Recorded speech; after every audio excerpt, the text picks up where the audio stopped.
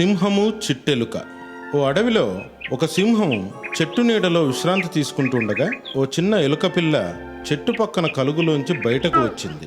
అది నేరుగా సింహం వీపుపై ఎక్కి కూర్చుంది. సింహానికి విశ్రాంతి భంగమైంది. అది గాండ్రిస్తూ చిట్టెలుకను తన పంజాలో బంధించింది. ఎలుక కీచుమని అరుస్తూ, అయ్యో, మీ విశ్రాంతిని భంగపరిచినందుకు నన్ను క్షమించండి. పొరపాటున మిమ్మల్ని ఇబ్బందికి గురి చేశాను. నన్ను వదిలేయండి.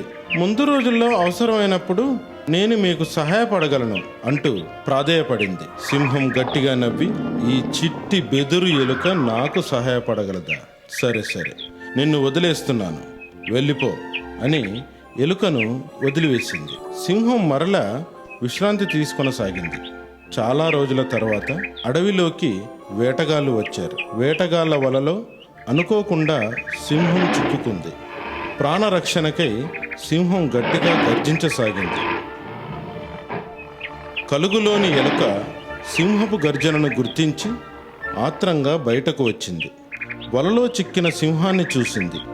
సింహం ఎలుకను గుర్తించి, మిత్రమా, నన్ను ఈ ఆపద నుండి రక్షించు అని జాలిగా అడిగింది. వెంటనే ఎలుక త్వరగా వలను కొరికివేయడం ప్రారంభించింది.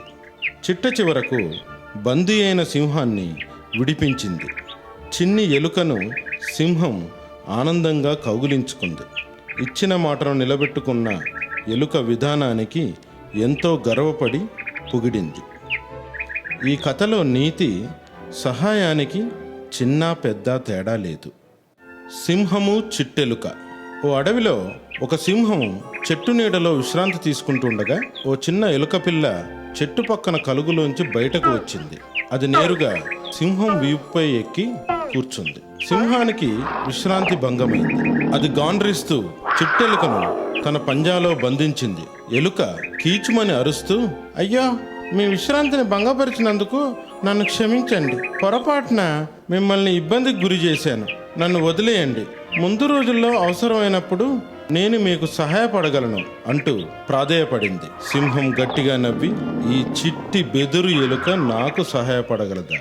సరే సరే, నిన్ను వదిలేస్తున్నాను, వెళ్ళిపో అని ఎలుకను వదిలివేసింది. సింహం మరలా విశ్రాంతి తీసుకొనసాగింది. చాలా రోజుల తర్వాత అడవిలోకి వేటగాళ్ళు వచ్చారు. వేటగాళ్ల వలలో అనుకోకుండా సింహం చిక్కుకుంది. ప్రాణరక్షణకై సింహం గట్టిగా గర్జించసాగింది. కలుగులోని ఎలుక సింహపు గర్జనను గుర్తించి ఆత్రంగా బయటకు వచ్చింది. వలలో చిక్కిన సింహాన్ని చూసింది.